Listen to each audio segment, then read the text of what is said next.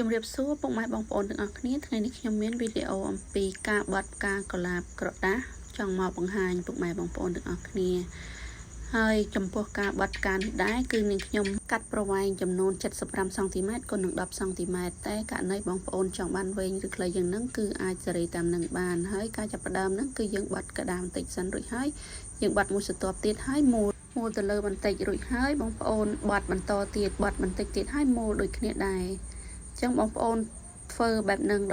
ដែលរហូតដល់អស់กระดาษបងប្អូនចឹងណាបងប្អូនហើយចំពោះกระดาษនឹងដែរគឺបើសិនជាបងប្អូនចង់បត់គឺអាចទិញមើលกระดาษផងព្រោះអីនឹងខ្ញុំទិញមកខុសច្រើនกระดาษដែលយើងបត់ហ្នឹងគឺអាចរាងរឹងបន្តិចទៅបត់បានស្អាតហើយអត់រហែកហើយត្រង់កន្លែងនេះដែរគឺនឹងខ្ញុំដាក់ speed រៀងលឿនបន្តិចដោយសារយើងធ្វើដដែលទេបងប្អូនចឹងអត់មានអីមកស្មាញទេអញ្ចឹងបងប្អូនត្រូវធ្វើបែបហ្នឹងរហូតដល់អស់กระดาษបងប្អូនណាបងប្អូនហើយដូចនេះខ្ញុំប្រាប់ចឹងដោយសារតែกระดาษដែលនាងខ្ញុំយកមកធ្វើហ្នឹងគឺกระดาษដែលនាងខ្ញុំទិញរៀងយូរដែរអត់បានធ្វើអញ្ចឹងទៅក៏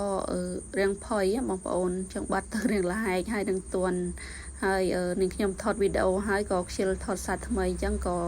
យកវីដេអូហ្នឹងយកមកកាត់តែម្ដងអញ្ចឹងណាបងប្អូនឥឡូវនេះគឺផ្ការ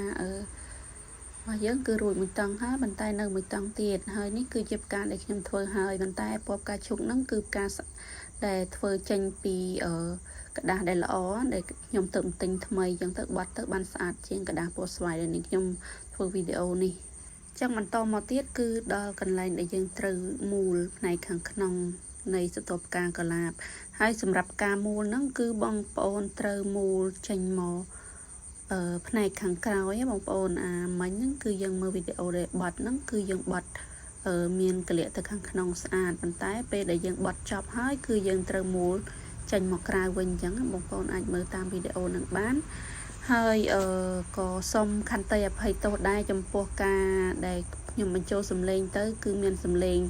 សត្វយំរំខានអញ្ចឹងណាបងប្អូនដោយសារតែខ្ញុំបញ្ចូលក្នុងទីអត់កើតដោយសារតែមានកូនតូចទៅគាត់លោឡាដល់ពេល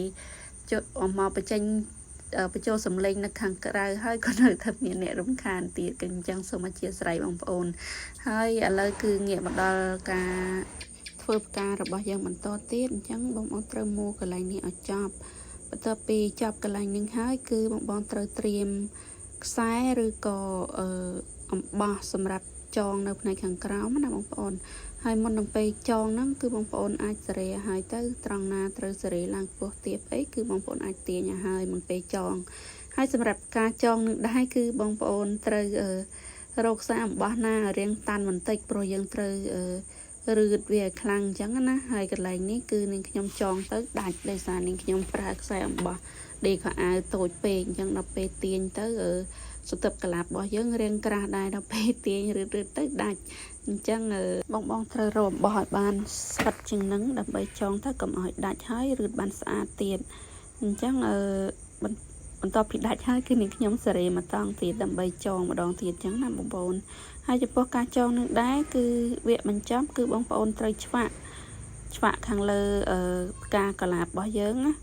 ហើយការឆ្វាក់ហ្នឹងគឺកាលពីមុនក៏ខ្ញុំអត់ចេះឆ្វាក់ដែរចងធម្មតាហើយទ្រាំបានមួយគឺយូរមែនតើដល់តែពេលរៀនមើលគេយូរទៅក៏ចេះឆ្វាក់ធម្មតាទេប៉ុន្តែស្រួលជាងដែលយើងចងធម្មតានេះបងប្អូនអាចមើលបានបើសិនជាបងប្អូនដែលអត់ទាន់ចេះចងគឺអាចមើលទៅនេះខ្ញុំដាក់យឺតតែសម្រាប់បងដែលគាត់ជំនាញគឺខ្ញុំជឿថាគាត់ចេះហើយគាត់ចងបានស្អាតជាងខ្ញុំទៅទៀតអញ្ចឹងខ្ញុំធ្វើវីដេអូនេះគឺសម្រាប់តែអ្នកដែលមិនទាន់ចេះសោះទេសម្រាប់បងដែលចេះហើយក៏អូរំលោភទៅណាបងហើយចំពោះការធ្វើផ្ការបស់យើងគឺរួចរាល់ហើយអញ្ចឹងនាងខ្ញុំនឹងមានវីដេអូភាគ2សម្រាប់ការតស្លឹកនិងមេឃធាងអញ្ចឹងណាបងប្អូនហើយក៏សូមខន្តីអភ័យទោសរាល់កំហុសខុសឆ្គងដែលនាងខ្ញុំបានបកស្រាយនឹងការធ្វើវីដេអូនឹងដោយសារនេះជាលើកទី1ក្នុងការធ្វើផ្កាចេញពីក្រដាសបែបនេះភាគច្រើនគឺនាងខ្ញុំធ្វើចេញអំពីលូកាមញ៉ៃគឺខ្ញុំគិតថាលូកាមញ៉ៃស្រួលជាងផ្កាក្រដាសឆ្ងាយអញ្ចឹងបើសិនជាបងប្អូនពេញចិត្តវីដេអូរបស់នាងខ្ញុំគឺសូមជួយ Subscribe នាងខ្ញុំម្នាក់មួយផងអរគុណច្រើន